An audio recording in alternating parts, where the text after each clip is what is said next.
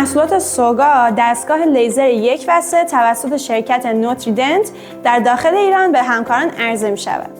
مدل جدید لیزر دارای قدرت 8 وات هست و دارای 3 طول موج 450، 650 و 980 نانومتر می باشد و در پراسترهای مختلف مثل اندو، ترمیمی، جراحی و حتی پروتز میتونیم از این دستگاه ها استفاده کنیم.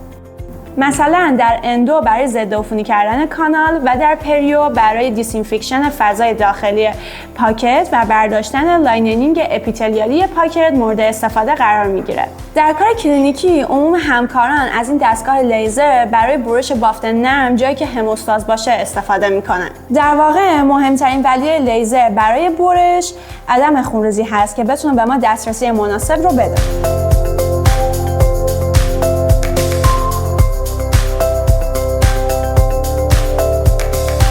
این در حالی هست که به طور معمول بپذیریم برشی که با لیزر دایود انجام میدیم ترمیم کنتری خواهد داشت. در نتیجه باید یه سری پارامترهای مختلف رو کنترل کنیم و بازی کنیم تا عملاً بتونیم اثر حرارتی رو به مینیمم حالت ممکن برسونیم. در اینجا ما یه سری پارامترهای کنترل کننده دما داریم که به 3 مورد از اونها میپردازیم. اولین موضوع انتخاب یک توان اپتیموم است که نه خیلی زیاد و نه خیلی پایین باید باشه و عملاً اینه که نباید به بافت‌های اطراف آسیب برسونه. و مورد دوم انجام شستشوی همزمان برش برای کنترل دما و حذف اثرات ترمال هست. و مورد سوم تنظیم سرعت حرکت تیپ روی بافت هستش که عملاً سرعتی که ما اون رو مؤثر میدونیم برای کار با لیزر دایود سرعتی در حدود 2 میلیمتر بر ثانیه هست.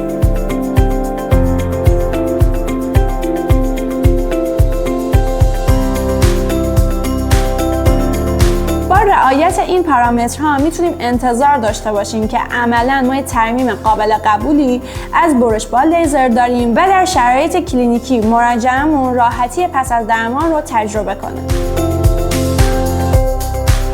سوالی که پیش میاد اینه که اصلا چرا باید برند سوگا رو انتخاب کنیم؟